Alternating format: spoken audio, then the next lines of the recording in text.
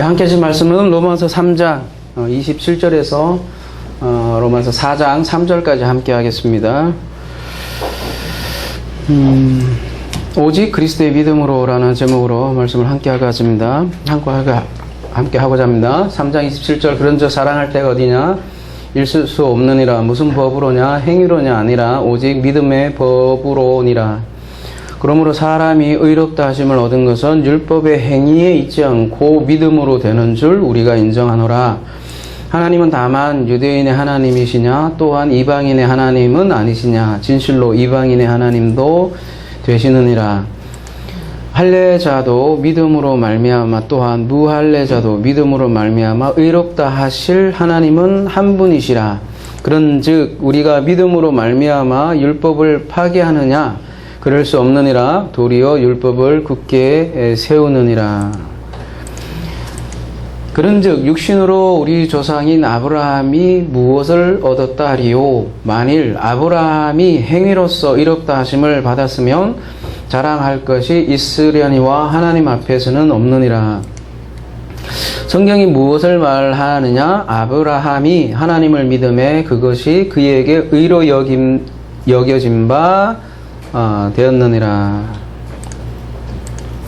3장 27절 다시 한 번 더 읽어드릴게요. 그런즉 자랑할 때가 어디냐? 있을 수 없느니라. 무슨 법으로냐? 행위로냐? 아니라 오직 믿음의 법으로니라. 우리 지난 시간에 위대한 그러나 그죠? 계속해서 인류의 절망의 상태를 고발하고 아무런 희망이 없는 인류에게 그러나 다른 법이 나타났습니다. 그 다른 법은 다름이 아니라 율법 외에 다른 법인데 하나님의 의입니다. 그러한 내용을 함께 살펴보았죠. 그래서 하나님 앞에 오늘 본문은 행위로 자랑할 수 있느냐라고 바울은 묻는 거죠. 그에 대한 답이 자랑할 수 없다라는 것이죠. 그리고 그러니까 무슨 법으로냐? 앞에는 행위의 법이냐?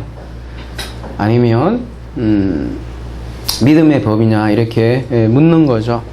이때 법은 노모스라는 단어를 쓰고 있는데요. 보통은 율법을 뜻하는 단어죠. 노모스. 근데 오늘 본문에서는 행위의 법이냐? 믿음의 법이냐? 그러니까 믿음의 율법이냐 이렇게 얘기할 수는 없잖아요. 그죠? 그래서 노모스는 이때 노모스는 굉장히 뭐라고 해야 되나요? 좀 폭넓게 쓰는 그런 뜻이라고 보면 될 것 같고요.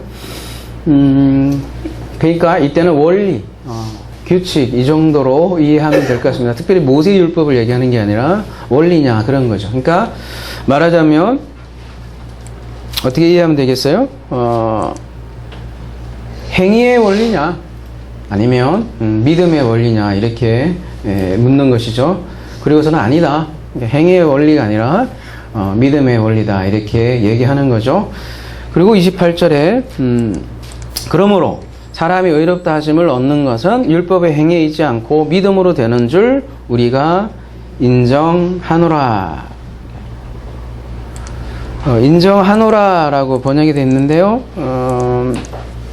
로기조마이는 그러니까 신중히 생각한 끝에 그냥 생각이 아니라 아주 신중하게 생각한 끝에 결론을 내리는 그런 단어죠. 로기조마이. 그래서 이제 결론을 내리는 거죠.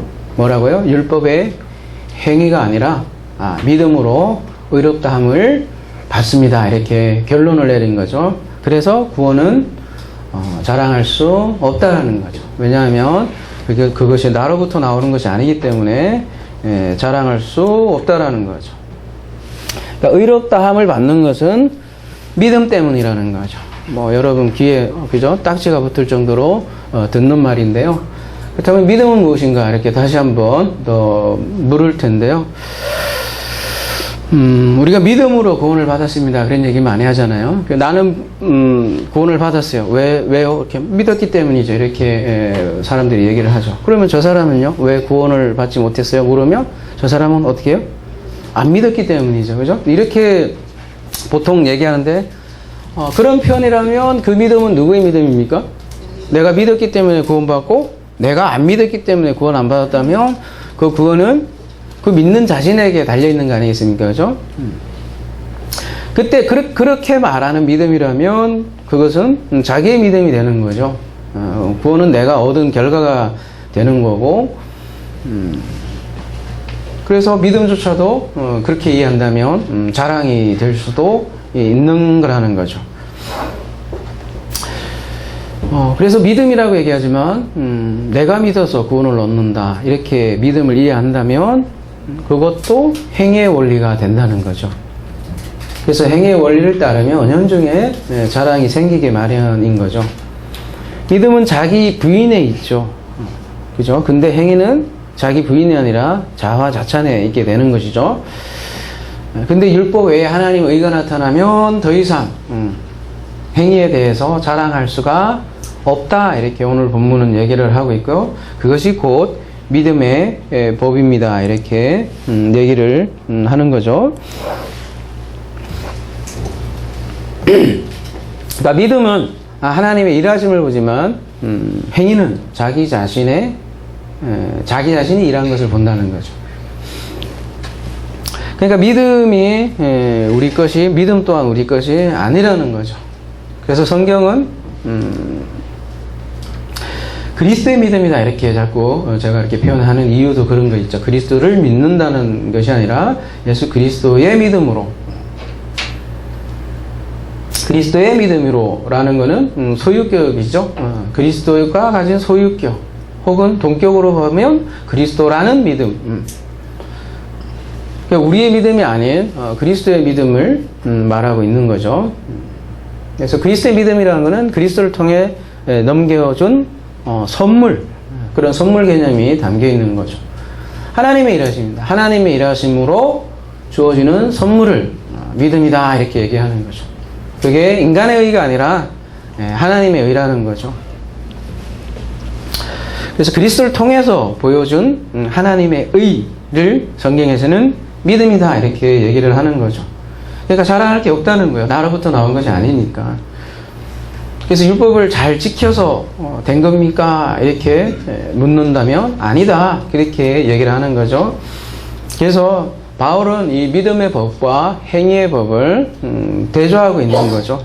그래서 믿음은 결코 인간 편의 어떤 지한 행위가 아니다라는 것을 계속해서 말하고 있고요. 여러분이 잘 아시는 에베소서에서도 유명한 구절이죠. 그죠? 너희는 그 은혜에 의하여 믿음으로 말미암아 구원을 받았으니 이것은 그래서 너희에게서 난 것이 아니다. 이렇게 얘기를 하고, 그렇다면 무엇인가? 하나님의 선물이라는 거죠. 그러면 세상 사람들이 듣기에 뭐라고 반응이 나오겠어요? 말도 안 되네. 이렇게 얘기 나오겠죠. 그죠? 말도 안 되죠. 이런 말도 안 되는 스토리죠. 그죠? 맞아요. 그게 성경의 스토리예요. 말이 안 되는 스토리. 왜냐하면 사람들은 대부분 인가율이라는 인가율로 생각하는 거거든요. 그죠? 그래서 구원도 어떤 인가율로 자꾸 적용하려고 한다는 거죠. 근데 성경은 인가율을 말하지 않는다는 거죠. 그러니까 착하게 살면 구원을 받는다. 용어만 다를 뿐이지 모든 종교가 사실 그 얘기를 하는 거거든요. 착하게 살아라. 그러면 나중에 보상을 받고, 대부분 종교가 그런 얘기잖아요. 근데 성경은 착하게 살면 구원받는다. 그 얘기가 없어요, 여러분. 솔직히 말하면 착하지도 않고, 인간이. 그리고 그런 착하지 않은 인간이 착하게 살면 구원받는다. 그 얘기도 없다는 거죠. 그럼 성경은 무슨 얘기냐? 하나님으로부터 시작을 해서 하나님으로 끝난다는 거죠. 만약에 율법을 잘 지켜서 구원을 받는다면, 율법을 잘 지켜서 구원을 받는다. 이러면 그 율법은 이제 모세의 율법, 좁은 의미로 율법을 얘기하겠죠? 그러면 하나님은 유대인의 하나님이겠죠. 그래서 유대인만의 하나님이겠죠. 그래서 사도 바울은,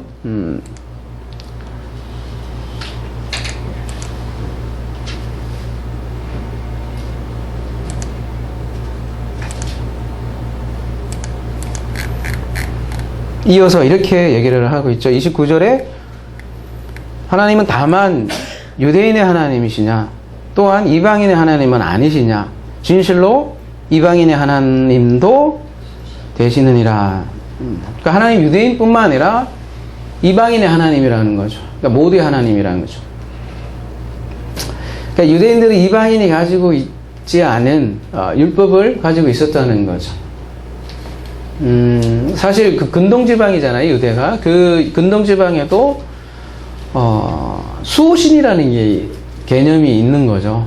그 수호신이라는 개념은 뭐냐면 자기 나라를 지켜주는 신, 그런 개념으로 많이 알고 있었고, 만약에 유대인이 자기 민족만 국한되어진 그 하나님을 믿는다면 마치 수호신처럼 그렇게 되는 거죠.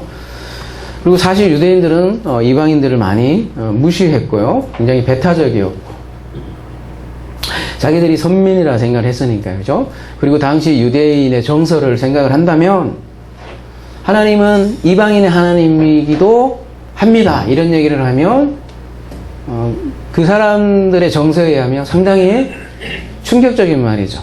충격적인 말뿐만 아니라 신성모독에 가까운 그런 표현이 지금 바울이 얘기하는 거죠. 저번에도 얘기했듯이 제가 조선시대에 상놈과 양반은 아무런 차이가 없다, 이렇게 얘기를 한다면 그 시대에 어떻게 했어요? 그죠? 이렇게 말하는 것보다도 어떻게 보면 더한 어조로, 느낌으로 유대인들은 다가왔다는 거죠. 신성모독에 가까운 표현인데요. 유대인들은 하나님의 이름조차도 부르지 못했잖아요. 그죠? 그래서 아도나이를 붙이고 그런 모양을 띈 유대인들에게 이방인의 하나님이기도 하다, 이렇게 얘기를 하는 거니까 상당히 사실은 도전적인 주장이죠. 근데 이게 사도 바울의 주장이 아니라는 사실이죠. 왜냐하면 이미 구약에도 그 얘기를 했다는 거죠. 이미 구약에도 하나님의 의에 대해서 얘기를 하고 있지. 그리고 구약에도 이미 모든 민족에게 향한 하나님을 계속해서 얘기를 하고 있더라는 거죠. 오늘 본문은 3장, 4장에 가면 이제 아브라함을 소개하고 있는데요. 이제 아브라함이 나오니까 아브라함을 예를 들면, 그 유대인들이 아브라함이 그러니까 아브라함의 자손이다, 이렇게 생각을 하잖아요. 그러니까 이 아브라함을 가지고 이제 설명을 하는 거죠, 사도 바울이. 근데 이 하나님이 유대인의 하나님이 아니라 이방인의 하나님이기도 하다는 그런 사실을 우리가 아브라함을 통해서 잠깐 살펴보도록 합시다. 아브라함의 기사는 창세기 몇 장이 나오죠? 11장 말미에, 그죠? 데라의 족보로부터 나오는데 12장에 어떻게 보면 본격적으로 아브라함에게 말씀하시는 하나님으로 등장을 하죠. 그냥 크게 해서 12장이라고 한다면 창세기 1장부터 11장까지 내용이 나오고, 그 다음에 아브라함의 내용은 창세기 12장부터 무려 14장에 달하는 내용이 나오는 거죠. 앞에 내용은 뭐 인류에 대한 얘기고 수천 년의 역사를 11장으로 기술을 한다면 아브라함은 그 한 생애를 창세기 14장에 걸쳐서 얘기를 한다는 거죠. 그러니까 길다는 얘기는 그게 초점이 많이 맞춰져 있다는 거잖아요. 어떻게 한 사람의 인생에 대해서 14장이나 할당을 하니까, 그죠? 길어도 너무 길다는 거죠. 근데 그 12장에 이제 아브라함을 부르는 기사가 나온다는 거죠.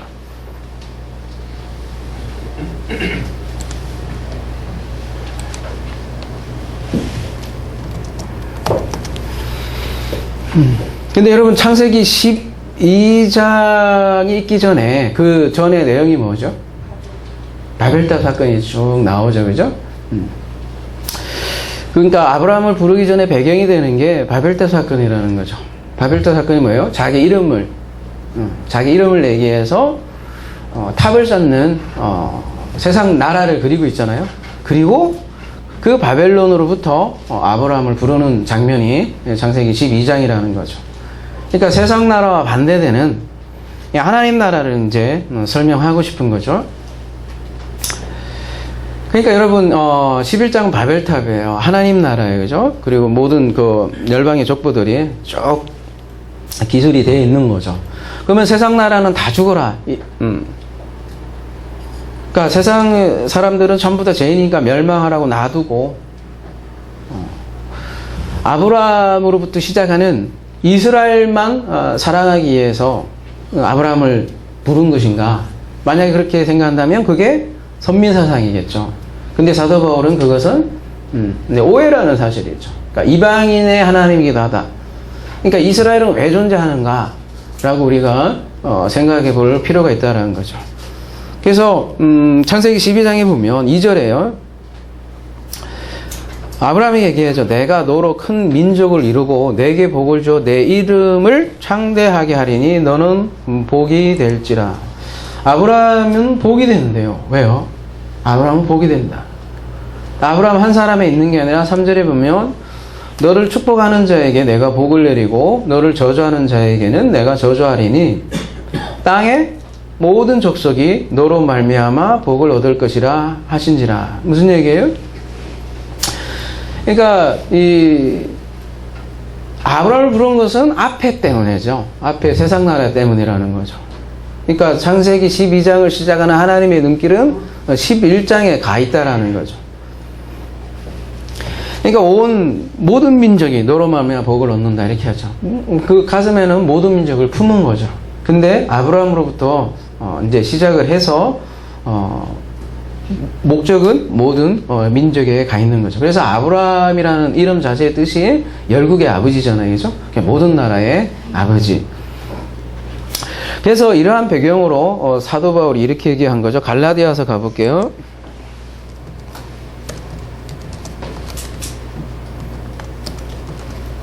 갈라디아서 3장 6절 아브라함이 하나님을 믿음에 그것을 그에게 의로 정하셨다 함과 같으니라.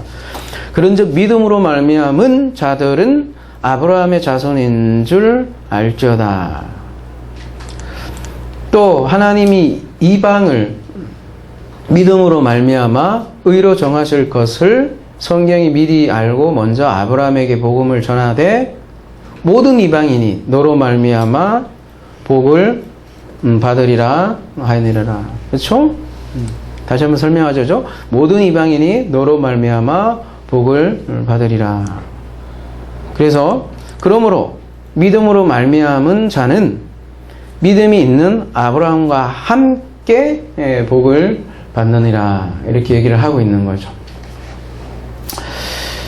그러니까 아브라함의 복은 한 사람의 복이 아니라 우리 모두의 복이 될 것이라는 거죠. 그리고 갈라디아서 조금 더 밑으로 내려가면 13절 볼게요.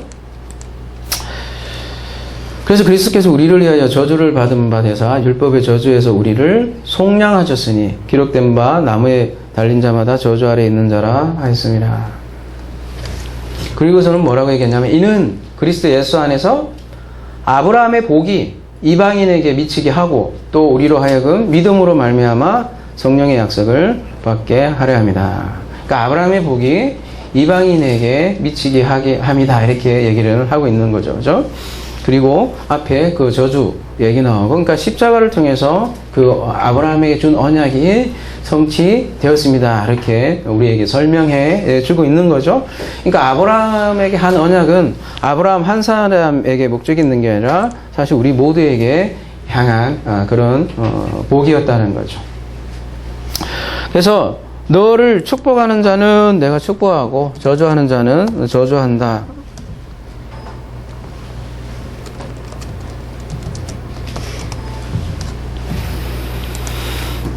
그래서 부자의 나사로 비유해 보면 그 낙원을 아브라함 품에 이렇게 소개하고 있잖아요, 그죠? 그래서 사실은 우리가 다 아브라함 품으로 간다는 거죠.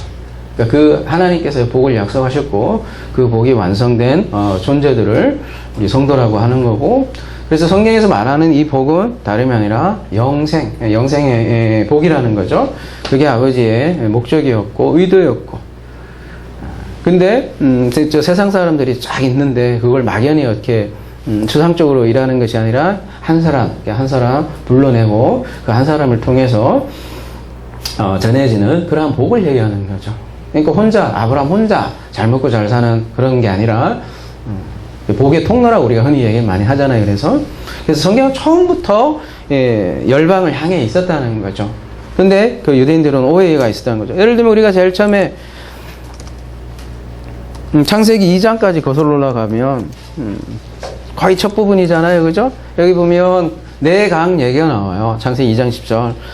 강이 에덴에서 흘러나와 적시고 거기서부터 갈라져 네 근원이 되었으니. 그러니까 그 강이 네 방향으로 흘렀다 그런 뜻이잖아요. 이게 무슨 의미인가? 에덴이 성전이라고 그랬죠. 그 성전의 물이 사방으로 흘러가면 그 복음의 물이 온 민족으로 전해진다는 것을 이미 창세기 2장에서도 그렇게 얘기를 하고 있고요. 우리가 많이 보았던 예를 들면 출애굽기 15장 이런 표현들이요. 그냥 나오는 것 같지만 출애굽기 15장 20절 그들이 엘림에 이르니 거기에 물샘 12과 샘이 12이 있었어요. 그죠? 그리고 종려나무가 70그루가 있습니다. 그래서 그들이 그 물 곁에 장막을 쳤습니다. 이런 표현이 나오잖아요. 12샘이에요. 그죠? 12샘은 무엇을 얘기하는 거죠? 지금 이스라엘을 상징하는 거예요. 그죠? 이스라엘이 그 오아시스에 있는 물샘들이 12이었다는 거예요. 하필이면. 그죠? 그리고 그 12샘, 이스라엘 통해서 70이라는 건 성경에서, 그죠? 모든 민족을 말하는 거거든요. 그래서 그 12샘을 통해서 모든 민족이 복을 받을 것입니다. 라는 것을 벌써 이러한 표현들이, 뭐라고 하죠? 이런 거를? 상징? 아니면 복선으로 깔고 있다라는 거죠. 그러니까 이미 하나하나 곳곳에 더 이거 말고도 많아요, 여러분. 그 곳곳에 이렇게 보면 하나님이 이미 장대한 구속사가 모든 민족에게 가 있다라는 거죠. 그래서 온 열방이 하나님께 돌아온다. 이런 본문 너무너무 많아요. 그래서 일일이 다 볼 수는 없지만 몇 가지만 살피고 다음 구절로 넘어가도록 하겠습니다. 이사야 11장 10절 가보겠습니다. 그날에 이새의 뿔에서 한 싹이 나서 만민의 기치로 설 것이요 열방이 그에게로 돌아오리니 그가 거한 곳에 영화로우리라. 이사야 60장 5절로 가보겠습니다. 그때 내가 보고 기쁜 빛을 내며 내 마음이 놀라고 또 하창하리니 이는 바다의 부가 내게로 돌아오며 이방 나라들의 재물이 내게로 옴이라. 허단 낙타 미디안과 에바의 어린 낙타가 내 가운데 가득할 것이며 스바 사람들은 다 금과 유황을 가지고 와서 여호와의 찬송을 전파할 것이며. 막 돌아온다는 얘기죠. 그죠? 이사야 42장 6절. 이사야에 이런 말씀이 많네. 그러고 보니 나 여호와가 의로 너를 불렀은즉 즉 내가 내 손을 잡아 너를 보호하며 너를 세워 백성의 언약과 이방의 빛이 되게 하리니. 이스라엘을 이방의 빛으로 이렇게 표현을 하고 있어요. 이사야 49장 6절.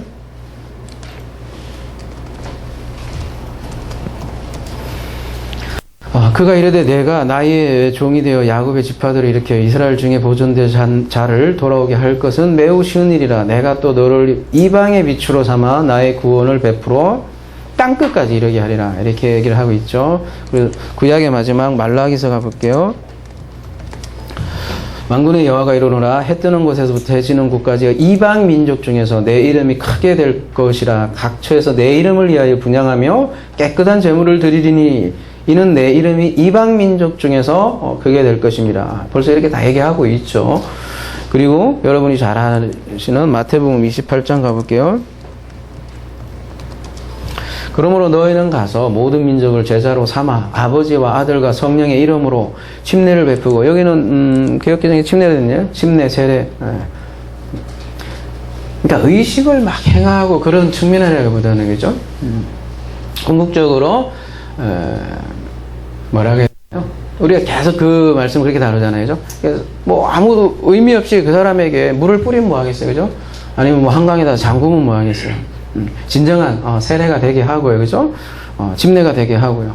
그냥 싸울 필요는 없는 거죠. 뭐 세례든 침례든, 그죠? 물 뿌리는 게 맞냐, 물 푹 잠그는 게 맞냐, 이렇게 얘기를 하지만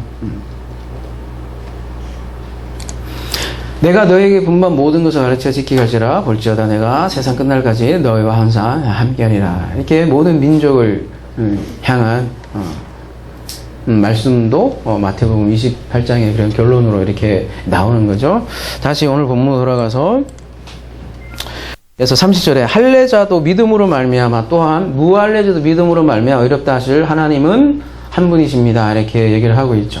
29절은 유대인과 이방인으로 얘기하는데 지금은 할례자와 무할례자 이렇게 얘기를 하고 있네요. 그죠? 그러니까 할례자도 믿음으로 무할례자도 믿음으로 말미암아 이렇게 된다. 무슨 얘기냐면 할례 받는다고 이런 것은 아니다 이렇게 얘기를 하는 거잖아요. 그죠? 당시 이 얘기를 듣는 유대인은 굉장히 또 기분 나쁜 표현이기도 하겠죠. 그죠? 뭐 오늘날로 얘기하면 세례 받는다고 이런 것도 아니다 이렇게 얘기를 한다면 세례 받은 사람 기분 나쁠 거 아니에요. 그죠? 그래서 바울이 지금 얘기하는 거는 할례 본질이 있는 게 아니라 믿음이다 이렇게 얘기를 하고 있는 거죠. 그러니까 이방인도 할례라는 그 형식이 아니라 믿음이라는 본질로 한 분 하나님, 그러니까 그의 나라, 하나님 나라로 들어가는 거다 이렇게 얘기를 하는 거죠. 하나님은 한 분이십니다. 이 표현은 사실 신명기에 나오는 표현이죠. 그죠? 가볼까요? 신명기 6장 4절.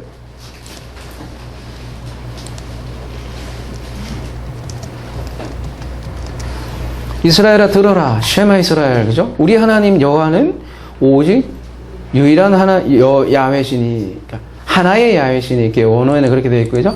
너는 마음을 다하고 뜻을 다하고 힘을 다하여 내 하나님 여호와를 사랑하라. 이 여기에서 나오는 쉐마 이스라엘에서 나오는 그 표현이 있죠.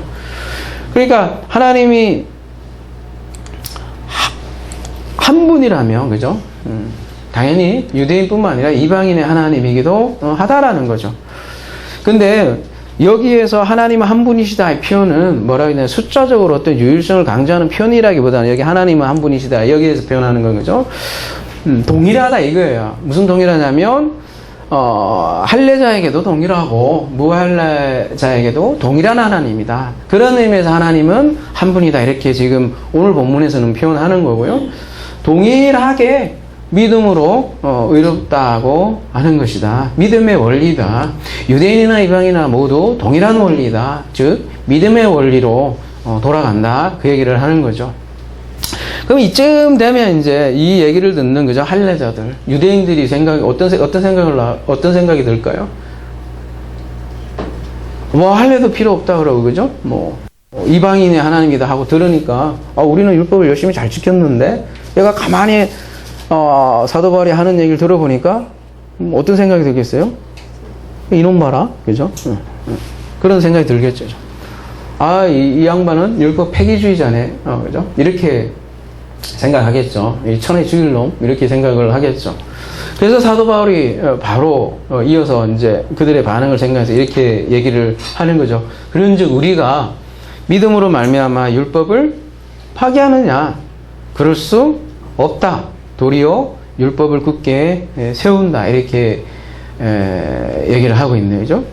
율법이 아무 쓸모도 없단 말이냐 이런 질문을 하는 사람들에게 이때는 또 노모스인데요.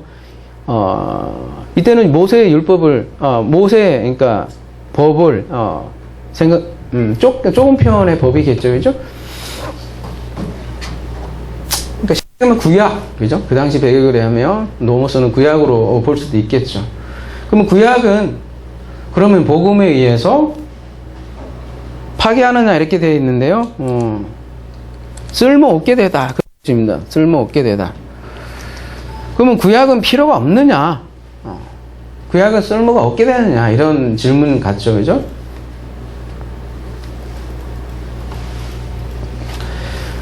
그러니까 사실 은혜 복음을 전하면 꼭 이런 반응들이 나온다는 거죠. 그러면 너는 율법 폐기자네 이렇게 반응이 나온다는 거죠. 그러한 반응에 대해서 사도 바울은 아니다. 내가 율법 폐기자가 아니라 나는 오히려 율법을 굳게 세운다. 굳게 세운다 이 표현이 나오는데요. 히스템이라는 단어를 쓰고 있는데 나는 그러니까 율법을 오히려 세운다. 율법을 쓸모없게 만드는 게 아니라 오히려 율법을 통해서 나는 진리를 똑바로 세운다. 그러니까 나는 율법 파기자가 아니라 오히려 율법을 완성한다는 거죠.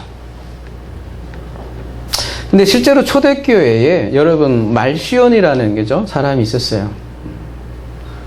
혹은 또 우리가 흔히 얘기하는 영지주의자들, 뭐 여러 가지 부류들이 있는데 어떤 부류들이 있었냐면 구약은 필요 없다 이거죠. 그래서 심지어는 구약의 하나님과 신약의 하나님은 다르다라까지도 표현하는 거죠. 뭐 겉으로 보면 그렇게 보일 수도 있겠죠. 구약은 굉장히 착한 하나님으로 보이는 거예요, 그죠? 근데 신약의 하나님은 굉장히 보이고, 그죠? 다 용서해 주시고 인자한 모습을 보이는 것 같고. 그러니까 구약의 하나님은 저급한 신호로 취급하는 실제 부류들이 있었다는 거죠. 실제로 그래서 말시온 같은 경우는 구약은 아예 성경으로 취급 안 하고 바울 서신만 취급해서 성경으로 인정을 하고 그것만 서로 이제 공동체 나누는 거죠. 그러니까 그 사람이 진짜로 율법 폐기자죠. 사도 바울이 율법 폐기자가 아니라 구약을, 그러니까 지금도 마찬가지예요. 지금도 구약을 아예 다루지 않거나, 그죠? 뭐 레이기나 이런데 전혀 관심이 없거나, 뭐 성막, 뭐 율법 알게 뭐야, 그죠? 아무런 관심이 없다. 오히려 신약에 좋은 내용 많이 나오잖아요, 그죠? 그래서 뭐 오로지 신약만 다룬다. 이러면 그 사람이야말로 뭐가 되겠어요? 그 사람이 곧 율법 폐기주의자가 되는 거죠. 그러니까 구약과 신약을 다르게 본다. 그러면 그 사람이야말로 율법 폐기주의자라는 거죠. 근데 사도 바울은 지금 구약을 무시한 것이 아니라 오히려 구약을 똑바로 세웁니다. 이렇게 얘기를 하고 있는 거죠. 왜요? 아까 유대인과 이방인에 대해서도 하나님이 이미 이방인을 향한 그러한 열정들이 구약 곳곳에 깔려 있는데, 마찬가지로 율법과 선지자들이 증거된 것이, 그러니까 구약 성경에서 계속 얘기한 게 다른 게 아니라 율법 자체가 아니라 구약이 하나님의 의다라는 거죠. 사도 바울의 언어로 표현하자면, 그죠? 구약이 계속해서 뭘 얘기하느냐? 인간은 율법을 지킬 수 없다라는 거죠. 처음부터 그랬다는 거예요. 처음부터 인류를 고발하고 있고, 아담 부부가 처음부터 등장을 하잖아요. 뭘 얘기하겠어요? 지킬 수 없었다는 얘기죠. 지킬 수 없음에도 불구하고 하나님이 은혜의 옷으로 입혀주는 장면으로 일단락 짓잖아요, 그죠? 그 다음에 나온 얘기가 뭐예요? 가인이잖아요. 가인이 살인자인데 살인자로부터 시작을 한다는 거죠. 그리고 쭉 나오는 게 이제 예를 들면 노아의 홍수 얘기가 나오잖아요. 노아의 홍수의 얘기가 뭐예요? 모든 사람이 다 죄를 범했음에 하나님의 영광에 이르지 못하되 모든 사람이 다, 그러니까 하나님의 의에 이르지 못했다는 거를 그 홍수 사건으로 얘기를 해주는 거잖아요, 그죠? 그게 홍수 스토리고, 아브라함도 마찬가지 아닙니까? 아브라함도 여기 믿음의 조상 하지만 뭐 아브라함이 완벽한 믿음이었냐? 뭐 우리가 소위 하는 그런 믿음, 그죠? 그렇지 않더라는 거죠. 하나님이 약속을 했는데도 까리까리하고 헷갈리고 막 넘어지고 쓰러지고 그랬던 장면 우리에게 많이 보여주고요. 대표적으로 그래서 이제 하갈을 선택하는 장면이 나오잖아요. 그게 앞에 아담 부부가 선악지식 나무를 택한 거나 다름이 없다라는 거죠. 그래서 구약 성경, 그러니까 율법은 계속해서 우리 스스로 힘으로 이 의를 이룰 수 없다는 사실 우리에게 계속해서 고발해 주고 있는 거예요. 그래서 나를 결국은 부인하게 만들고, 내가 죄인 중에 개수다라는 고백으로 이끌게 만들고, 나는 생명이 없는 자였구나, 심지어 내가 존재가 아니구나 라까지도 우리에게 밀어붙이는 게 성경이라는 거죠. 제일 더 나가서는 사탄이 우리 매일 뿔 달린 마귀로 뭐 어디 바깥에 있는 걸로 하지만, 하나님 대적하는 내가 바로 사탄이었구나, 그 자리까지 밀고 가는 거죠. 그게 심판이죠. 그래서 도저히 안 되겠네, 나는 사망이네, 당신이 필요합니다, 이런 고백으로 만드는 것이 율법이라는 거죠. 그래서 율법은 그리스도로 인도하는 몽학선생이다, 이렇게 얘기를 하는 거잖아요. 율법은 율법 자체 목적이 있는 게 아니라 율법을 통해서 뭔가 하나님의 의를 드러내는 역할이 율법이라는 거죠. 그러니까 이 율법을 통해서 그리스도로 가잖아요. 율법을 근데 통해서 그리스도로 가지 않으면 그게 오히려 율법 폐기주의자라는 거죠. 폐기자라는 거죠. 그러니까 율법을 행위로 자체로 가르치며 그게 곧 율법 폐기자라는 거죠. 많은 사람들이 오해를 하고 있잖아요. 그죠? 율법이 아니라 믿음이다 이런 얘기하면 그러면 당신은 율법을 폐하느냐 이렇게 똑같은 반응이 지금도 여러분 나와요. 오직 믿음으로 얘기는 해도 오직 믿음 얘기하며 그러면 당신은 도덕 폐기주의자냐 이렇게 꼭 반응이 나온다는 거죠. 그러한 예를 이제 아브라함을 통해서 이제 뭐라고 해야 되나요? 그냥 얘기하는 게 아니라 그들이 알고 있는 어떤 기사, 어떤 성경을 통해서 이제 뭐라고 해야 되나요? 사도 바울이 하나하나 이제 얘기해 가는 거잖아요. 그죠? 이런 게 좋은 전도의 방법이죠. 어떻게 보면 그죠? 그냥 막 얘기하는 게 아니라 그래 너희들은 아브라함이 이렇게 알았는데 한번 보자. 뭐라고 얘기해요? 그런즉 육신으로 우리 조상인 아브라함이 무엇을 얻었다 하리요. 유대인들의 조상은 아브라함이라고 생각을 했으니까 그죠? 아브라함을 통해서 이제 믿음을 설명을 해보는 거죠. 믿음의 원리를 설명하고 있는 거죠. 만일 아브라함이 행위로서 의롭다 하심을 받았으면 자랑할 것이 있으려니 하나님 앞에서 없느니라. 그러니까 아브라함도 하나님 앞에서는 어떤 행위의 법으로 자랑할 게 없다 이렇게 얘기하잖아요. 그리고 바울은 이제 구약에 인용을 해서 이렇게 하네요. 성경이 무엇을 말하느냐? 아브라함이 하나님을 믿음에 그것이 그에게 의로 여겨진 바 되었느니라. 이게 어디에서 나오는 본문이에요? 성경이 무엇을 말하느냐 이렇게 얘기하니까요. 창세기에 15장 6절을 언급을 한 거죠.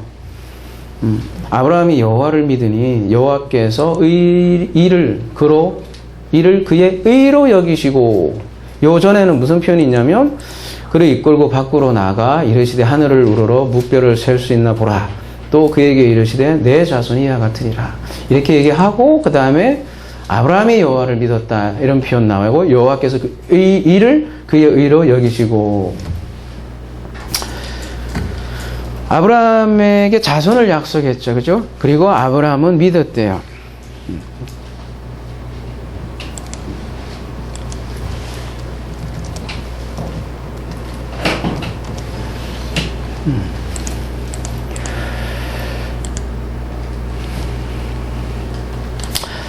여러분, 아만이라고, 아멘, 있죠, 그죠?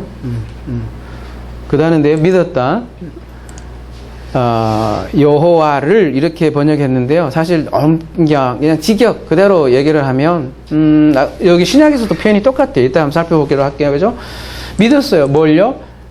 여호와를 믿었다 이런 게 아니라 그냥 명사잖아요. 그죠? 배 전치사 안에서 그죠? 여호와 안에서 아멘 했습니다. 그죠? 그리고 하샤브라는 거는 걔가 의로운 게 아니야.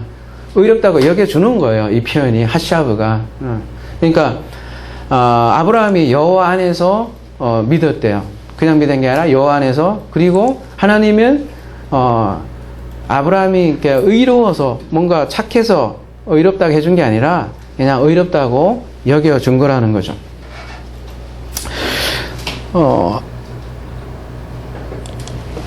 그래서 로마서 아까 4장이죠? 3절에도 가보면 요걸 그대로 가져온 거니까 요걸 어떻게 얘기를 하고 있냐면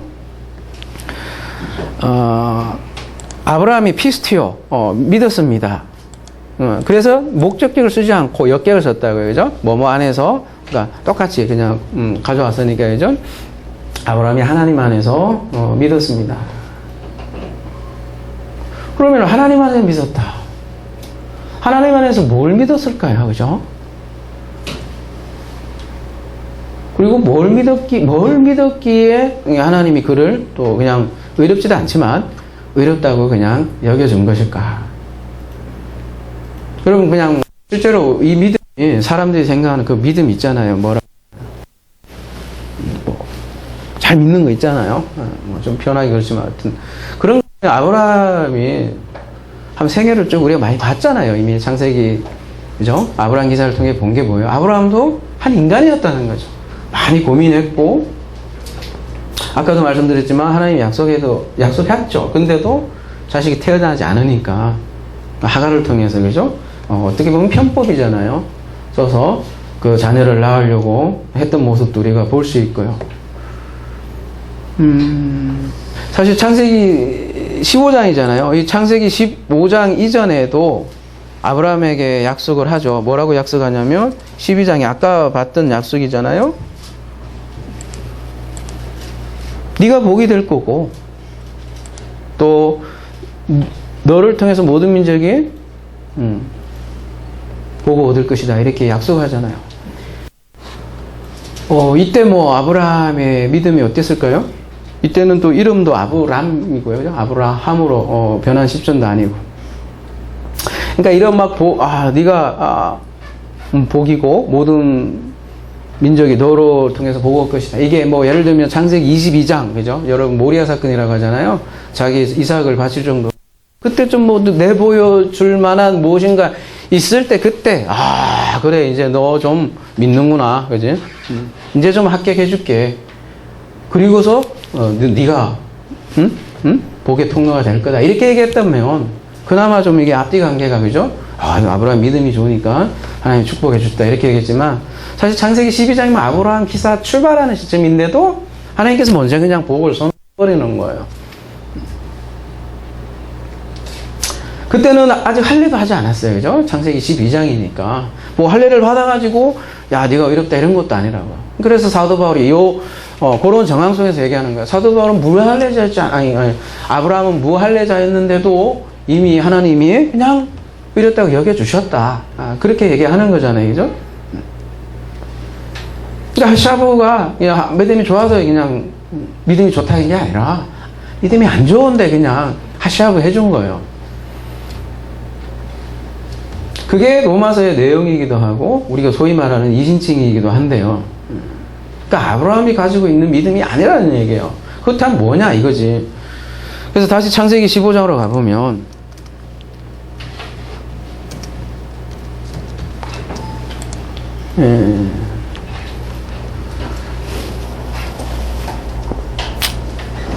좀 뒤로 가볼게요. 뒤로 가보면 무슨 내용이 나오냐면 13절에 가보면 여호와께서 아브람이네요 아직은 그죠? 아브람에게 이르시되 너는 반드시 알라 내 자손이 이방에서 객이 되어 그들을 섬기겠고 그들은 400년 동안 내 자손을 괴롭히리니 그들이 섬기는 나라를 내가 징벌할지며 그 후에 내 자손이 큰 재물을 이끌고 나오리라. 너는 장수하다가 평안히 조상에게 돌아가 장사될 것이요 내 자손은 4대 만에 이 땅으로 돌아오리니 이는 아모리 족속의 제약이 아직 가득하지 참이 아니하지라. 이렇게 쭉 얘기 나오는데요. 아브라함에게 복을 얘기하고 그 다음에 요 430년 동안에 그 아브라함의 자손들에서 얘기를 한다는 거죠. 그러니까 이 약속이 아브라함에게만 해당되는 게 아니라는 사실을 우리가 알 수 있고요, 그죠? 그러니까 아브라함에게 땅과 자손을 약속하고 바로 준 게 아니라 400년 뒤에나 이루어질 내용에 대해서 얘기를 하고 있는 거죠. 그리고 복을 주려면 시원하게 주지, 그지? 또 노예 생활을 하게 만들고, 그죠? 그리고 그 외국 땅에서 나오게 하는 내용을 그렇게 얘기하는 거죠. 그래서 사도 바울이 이러한 내용을 이렇게 설명을 하는 거죠. 갈라디아서 가볼게요. 다시. 이 약속들은 아브라함과 그 자손들에게 말씀하셨는데, 그죠? 오늘 본문이, 그죠? 여럿을 가리켜 자손들이 하지 않고, 근데 사실 이 약속의 실체는 뭐냐면, 그 단수를 쓰고 있더라, 제라가 자손이. 그래서 오직 한 사람을 가리킨데, 그 제라, 단수의 자손은 누구냐면, 그 그리스도입니다. 그러니까, 그래서 그 다음에 그 얘기 나오잖아요. 내가 이것을 말하오니 하나님께서 미리 언약을 430년 후에 생긴 율법이 폐기하지 못하고, 율법은 쫙 430년 뒤에나 여러분이 알고 모세의 율법이, 그죠? 아브라함은 때는 율법도 없었다라는 얘기잖아요. 근데, 그때 가서나 생긴, 율법이라는 그런 표현이잖아요. 그죠? 근데, 그러니까 사실 아브라함에게 한 약속의 실체가 뭐 세상이 말하는 그냥 건강하고 뭐 그런 게 얘기한 게 아니라 사실은 그리스도에 대한 약속이었다. 그렇게 얘기를 하는 거잖아요. 그죠? 그러니까 아브라함이 경험한 게 아니잖아요. 이거는. 그들 자손들이 경험한 거니까. 그러니까 약속이 단순히 아브라함에게 준 게 아니라 그의 자손, 특별히 이제 사도 바울은 그 자손도 다 묶어서 단서로, 그죠? 그러니까 그리스도를 예언하고 그리스도를 약속한 것이다. 그렇게 표현한 거죠. 그래서 갈라디아서 3장 22절에서는 다시 이렇게 얘기하는 거죠. 그러나 성경이 모든 것을 제 아래가 되었으니 이는 예수 그리스도의 믿음으로 말미암아 그렇게 돼 있어요. 그죠? 원어에는 맞는 약속을 믿는 자들에게 주를 하심이라. 그러니까 궁극의 자손은 그리스도를 알려주려고 한 거고 출애굽을 예언을 했는데 그걸 아브라함 생에서도 경험하라고 알라고 그 진리를 아브라함에게도 똑같은 일이 일어나죠. 그죠? 그게 소위 말하는 애굽으로 내려가는 사건이잖아요. 아브라함이 이런 기사 다음에 바로 애굽으로 내려가잖아요. 그죠? 애굽으로 내려가서 무슨 일이 있었어요? 자기 아내를 뭐 빼앗기 뻔했던 그런 장면이잖아요. 그죠? 그래서 거기에서 어떻게 나와요? 뭐 그냥 하나님이 일방적으로, 그죠? 일방적으로 바로를 쫙 그냥 해갖고, 그죠? 그 바로가 무슨 죄예요, 그죠? 그냥 꺼내오잖아요. 일방적으로 아브라함 편을 들어주더라는 거죠. 그러니까 아브라함의 경험은 후에 이스라엘 경험이고 이스라엘의 경험은 또한 아브라함의 경험이고 둘 다 기근으로 인해서 애굽으로 내려가고 둘 다 이렇게 노예가 될 뻔했는데 노예가 됐고 근데 거기에서 하나님의 일방적인 일하심으로 꺼집어내더라. 그 얘기를 하는 거죠. 그래서 이스라엘도 보면 신약에 보면 그래서 모세에 속하여 구원을 받았다 이런 표현을 해요. 그러니까 모세와 합하여, 그죠? 오후에도 보겠지만 그 구름을 통과하고 홍해를 걷는 것을 모세에 속하여, 그죠? 모세 안에 집어넣어서 구원을 받았다 이런 표현을 한다는 거죠. 그러니까 이스라엘 스스로 구원이 아니라는 거죠. 성경에는 어느 구절도 그런 게 없어요. 스스로 구원이. 그리스도를 통한 구원을 얘기를 하고 있는데 그 그리스도를 통한 구원을 모세로 이렇게 표현을 하는 거고요. 그러니까 오늘 창세기 15장의 약속은 단순히 아브라함에 대한 이야기가 아니라는 거죠. 그리스도에 대한 약속이었고 그 약속을, 그 그리스도를 아브라함은 믿었다는 거고요. 근데 그 아브라함이 믿은 게 그냥 스스로 이렇게 잘 믿은 게 아니라 우리가 이제 그리스도의 믿음이잖아요. 그죠? 여러분 그리스도의 믿음, 뭐 심지어는 하나님의 믿음 그렇게 표현하잖아요. 너무 어려우시면 제가 피스티스로 그냥 이해하라고 그랬잖아요. 하나님의 신실하심으로 이해해도 전혀 무방한. 그러니까 하나님의 신실함을 위해서 아브라함이 그냥 그 믿음으로 인도된다는 거죠. 믿음에서 믿음으로 이르게 한다는 거죠. 근데 아브라함이 그러한 믿음을 어떻게 가졌냐? 그러니까 창세기 15장에 그가 믿었다고 표현이 나오잖아요. 그죠? 그러면은 창세기 15장 얘기 나오기 이전에 무슨 내용이 있었죠? 창세기 14장이 있을 거 아니에요. 그죠? 창세기 14장이 무슨 내용이에요? 전쟁 얘기잖아요. 그죠? 전쟁 얘기. 말도 안 되는 전쟁이죠. 그죠? 롯을 구하는 그런 장면이 나오는데 여러분 동방연합군, 그죠? 엄청난 전투력을 가지고 있는 그 동방연합국에 꼴랑 몇 명이에요? 328명인가요? 그죠? 얼마 되지 않는 군사로 그의 롯과 그의 가족을 꺼내는 장면이잖아요. 그죠? 성경에는 전쟁이 이러한 전쟁이 굉장히 많이 나요. 말도 안 되는 전쟁이죠. 그리고서는 그 전쟁 후에 누가 나와요? 멜기세덱이 나오죠. 그죠? 그러면은 멜기세덱이 왜 나오는 거예요? 하고 싶은 얘기가 있는 거죠. 이 전쟁을 통해서. 그죠? 멜기세덱이 뭐라고 했냐면 너희 대적을 내 손에 붙이신 지극히 높으신 하나님을 찬송할지어다 하매 아브라함이 그 얻은 것의 10분의 1을 멜기세덱에게 준 거. 멜기세덱의 얘기잖아요. 네가 전쟁을 했는데 너의 대적을 이기게 한 것은 네가 아니다 이렇게 얘기하잖아요. 그죠? 내 손에 붙이신 하나님이라는 거죠. 전쟁을 하나님이 하셨다는 거잖아요. 이 318만 갖고 뭘 싸워요. 그죠? 안 돼요. 근데 자, 그래서 승리를 하게 하시는 하나님이다. 이걸 얘기하려고 하는 거죠. 그죠? 그리고 나오는 약속이 창세기 15장이라는 거죠. 그러니까 아브라함이 뭘 느꼈겠어요? 하나님의 전쟁을 통해서. 그죠? 야, 이거 그죠? 내가 한 게 아니구나라는 거를 알게 됐거든요. 그러니까 쉽게 얘기하면 하나님의 전쟁, 하나님의 일하심을 그가 경험을 했고 보고 느꼈고 그의 삶에서 체험이 됐다는 거죠. 그래서 하나님 안에서 믿음이라는 게 하나님이 짱이네. 뭐 쉽게 얘기하면 애들 용어로는 그죠? 그런 거를 이제 말게 돼 가는 과정에 있다는 거죠. 이게 힘이 내가 한 전쟁이 아니라는 거죠. 내 힘이 아니었구나라는 그 고백을 그런 고백을 하게 됐고 그거를 그냥 믿음으로 봐줬다는 거죠. 우리가 그러니까 믿음이라는 게 뭐라고 해야 되나요? 자기가 잘 믿은 무언가가 아니라 이게 내 것이 아니었다라는 고백이라는 거죠. 그러니까 하나님이 주어가요. 자기 믿음 버리게 하고 그리스도의 믿음을 선물로 준 그 믿음을 믿음이라고 한다고요. 그래서 아브라함이 야훼 안에서 믿었다 이런 표현이 나오는 거고요. 그걸 우리가 그리스도 안에서의 믿음, 앤 그리스도의 믿음이다 이렇게 얘기도 하는 거고요. 그러니까 여러분 우리가 아브라함 기사를 쭉 창세기 11장 그죠? 족보로부터 시작해서 쭉 살펴봤잖아요. 그죠? 보면 창세기 15장에 보면 떠나라 이러니까 그죠? 이 얘기도 사실 창세기 우리 나눴잖아요. 떠나라 이러니까 아브라함이 한 방에 떠난 줄 아세요, 여러분? 그렇지 않아요. 이게 쭉 뭐라고 하잖아요? 그 문장 사이에 이렇게 내용을 보면 그죠? 데라가 죽는 모습도 나오고 떠나라 이러니까 하면 한 방에 떠난 게 아니에요, 여러분. 입장 바꿔 생각해 보세요. 여러분 떠나라 이러면 여기서 서울에서 경기도 떠나는 것도 아니고 그죠?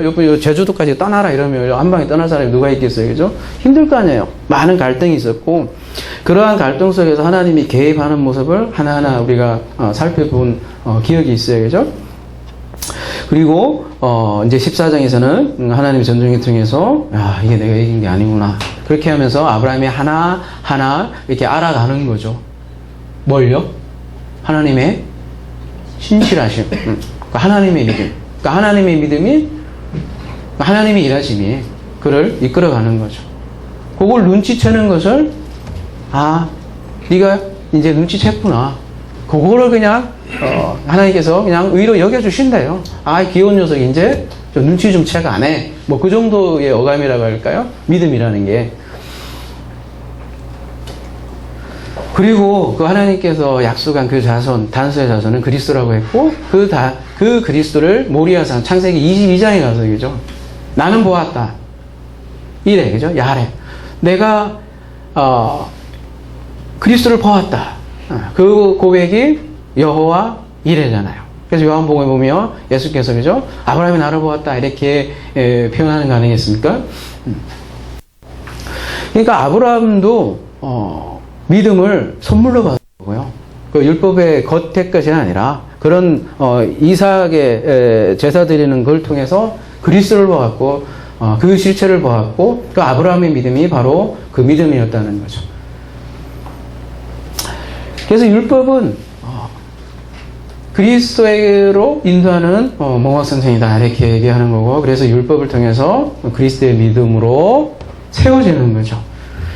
그러니까 사도 바울이 하는 언어가 율법을 쓸모없게 만드는 것처럼 들리는데 아니다.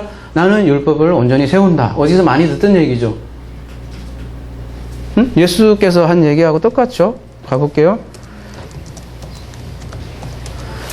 산상선이죠. 마태복음 5장 17절에 뭐냐면 내가 율법과 선지자를 폐하러 온 줄 생각하지 말고 말라. 폐하러 온 것이 아니라 완전하게 하시면 이 얘기는 뭐예요? 마태복음 5장 앞에 보면 그리고 산상선을 보면 마치 율법을 폐하는 것처럼 들린다는 얘기죠. 그러니까 이런 얘기 하는 거 아니겠어요? 그죠?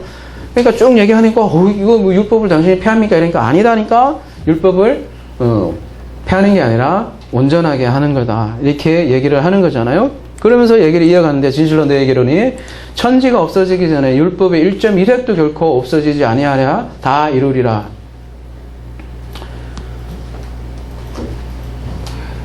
여러분, 그 율법의 문자적인 의문의 그 의미라면, 그죠? 그 다음 내용이죠. 그러므로 이 누구든지 이 계명 중에 지극히 작은 것 하나라도 버리고, 또 그같이 사람을 가르치는 천국에서 지극히 작다의 금을 받을 것이며, 누구든지 이를 행하며 가르치는 천국에서 크다의 금을 받으리라. 문자 그대로 얘기를 한다면, 그리스도로 인해서 없어진 게 얼마나 많아요, 율법에, 그죠? 예를 들면 제사 안 지내죠, 그죠, 여러분? 형식적인 안식일 없어졌죠? 여러분 할례 없어졌죠? 없어진 게 한두 가지 아니에요, 그죠? 성전 자체도 없어지고. 그러니까 그 얘기가 아니라는 거죠. 그죠?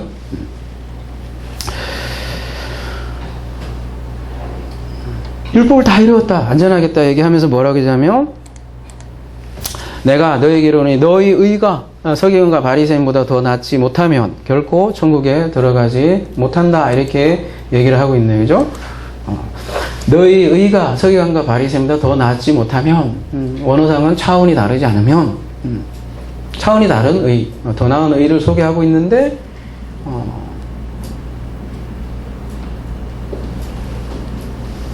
그럼 그 다른 의를 어떻게 소개해요?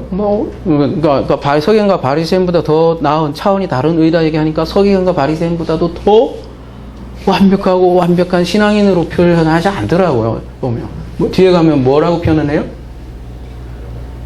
둘이를 비교해요. 서기관 바리새인의 기도 하나는 바리새인의 기도를 얘기하고 있거죠. 나는 뭐 일주일에 2번씩 금식하고 11조도 다 하고요. 예, 감사합니다. 저 옆에 세리가 서 있어요. 그죠? 아이고, 저놈은 말이야, 맨날, 그죠?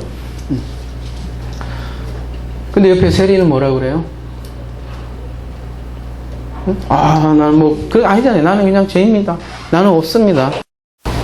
미안합니다. 네, 그잖아요. 그죠? 근데 그걸 더 나은 의라고 소개를 하고 있더라는 거죠. 그러니까 그런 모습을 소경으로 그리고 있고요. 그죠? 성경에 보면. 그래, 나는 소경입니다. 나는 문둥병자입니다. 이렇게. 전부 다 고백들이 보면 하나님 앞에 나는 죽은 자였군요. 내가 네크로스였군요. 내가 죽은 자였군요. 그러한 고백들이 성경에서 우리가 발견할 수 있다는 거죠. 소모임 때도 우리가 얘기했던 것 같은데, 이렇게 요한계시록 하면서, 그죠? 요한이 죽은 것 같이 되었더라. 그러니까 하나님 만나면 아이고, 하나님 반갑습니다. 이런 반응일 텐데 말이에요. 그죠? 아이고, 그냥 고기 그거대로 하나님 반갑습니다. 그런 모습으로 안 그려지더라는 거죠. 보면 전부 다 아이고, 나 망했구나. 그런 고백들이라는 거죠. 한결같이. 이거 보세요. 성경을 보면. 그죠?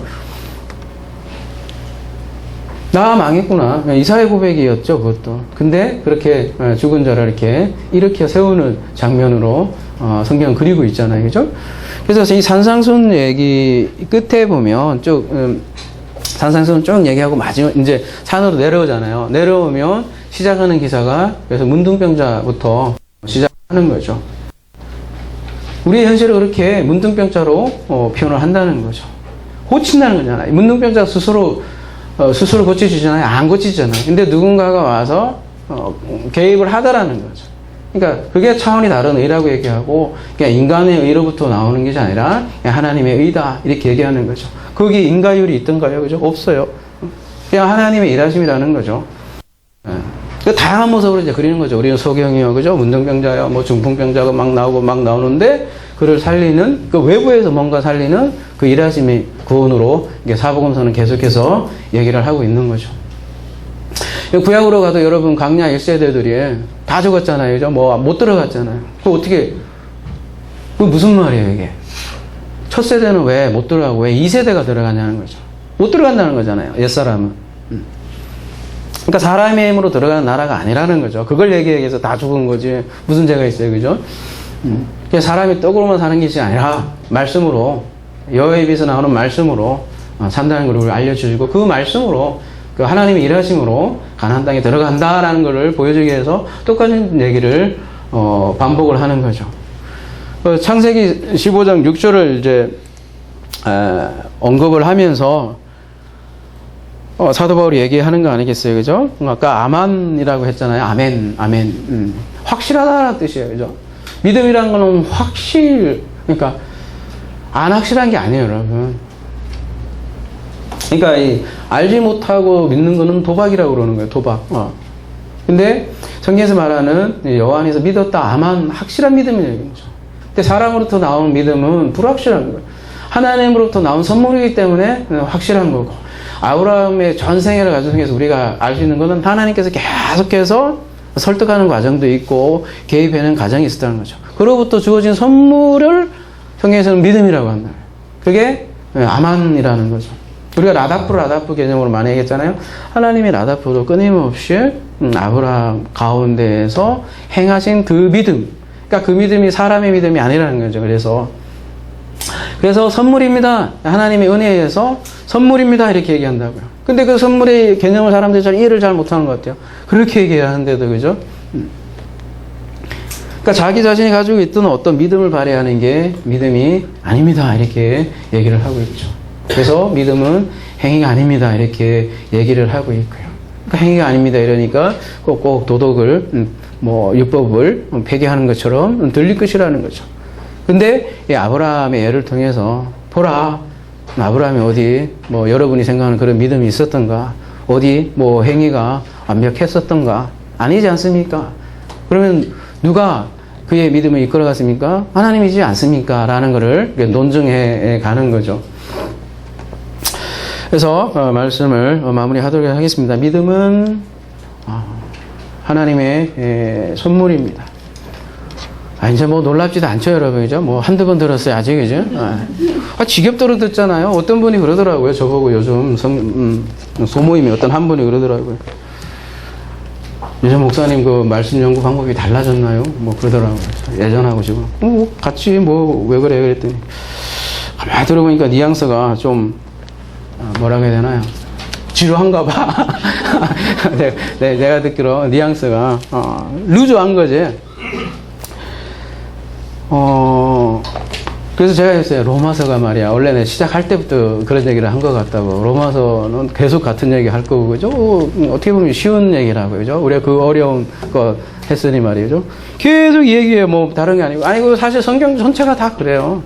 다른 얘기 없어요. 전부 다 하나님이 하셨다, 하나님이 하셨다, 하나님이 하셨다. 오늘 찬성 한 게 뭐예요? 너네 가만히 있으라는 얘기 뭐예요? 내가 하겠다는 거잖아요. 내용 별거 없어요, 여러분. 성경 간단해요.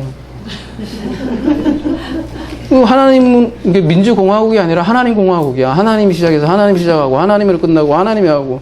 근데 난 뭐야? 이렇게 질문이 나올 정도로, 그죠? 오로지 하나님의 바이더 하나님, 오브더 하나님, 포더 하나님. 기분 나빠요. 그래서 이 생명이 없는 자가 들으면, 그죠? 그게 성경이에요. 기분 나쁘게 하는 게 성경이기도 하고요. 그래서 보링 하겠다라는 생각하시면 어떻게 했습니까? 보링하면 할 수도 한 얘기요. 그러면 제가 로마서를 옆으로 틀어버려야 됩니까? 그죠? 그러면은, 제가 그렇잖아요. 제가 예화가 있습니까? 뭐가 있습니까? 그죠? 제가 하는, 오로지 방법이란 그냥 성경을 하나하나 얘기하는 것 뿐이잖아요. 그죠?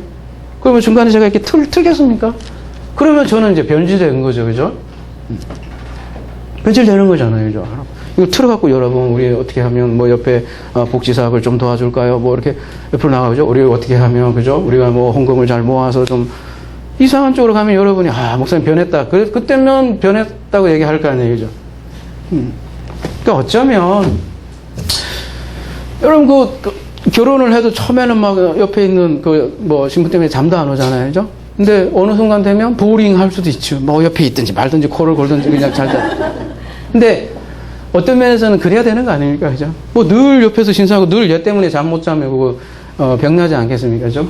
어쩌면 제가 어떨 땐 저도 얘기한 건데 또 얘기해야 되나 그런 마음도 없지 않아 있어요. 근데 어떻게 그러니까 성경이 그래 가만히 보니까 아예 해왔던 얘기 또 얘기 또 얘기 또 하고 저번에는 김치 얘기도 했어. 김치찌개고 고등어찌개고 김치찌개고 김치묵이고 하기 어떨 때는 총각김치고 청김치는 없나? 맨날 김치 얘기만 하는 거예요. 어쩔 수 없죠. 제가 왜 이런 얘기하지?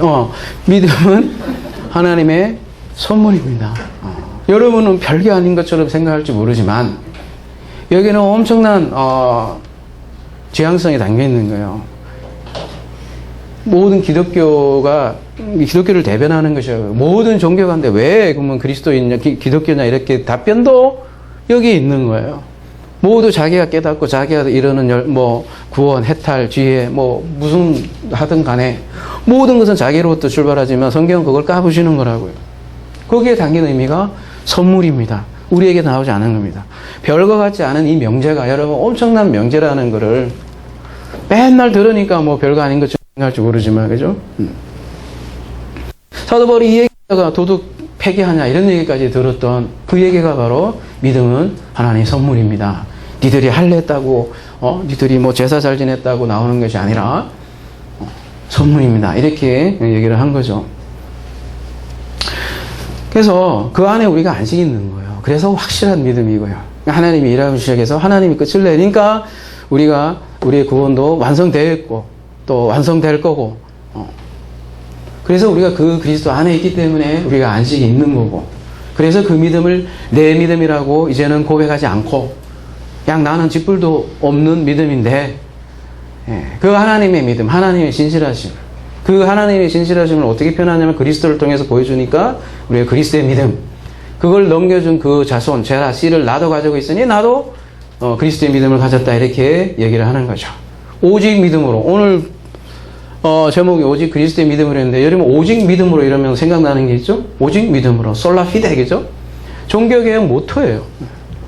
엄청난 얘기인데 오직 믿음으로 제가 얘기 안 한 이유는 뭔가 믿음이 좀 오해된 것 같아서 그런 거예요. 무슨 신념처럼 예수를 잘 믿어주면 되는 그런 것처럼 오직 믿음으로 자꾸 사용하는 것 같아서 그 앞에 한 단어를 더 집어넣었어요. 그죠? 성경이 실제로 이렇게 얘기하고 있고 예수 그리스도의 믿음을 통해 이렇게 얘기를 하고 있고 그죠? 내 믿음 아니라는 거죠. 그래서 오늘 제목을 이렇게 잡아봤어요. 오직 그리스도의 믿음으로. 이 그리스도의 믿음 안에는 이 선물의 개념이 다 담겨 있고요. 하나님의 일하심, 하나님 신실하심이 명확하게 담겨 있는 개념이 그리스도의 믿음이기 때문이죠. 아무쪼록 이러한 그리스도의 믿음으로 살아가는 하나사랑 되기를 기도합니다.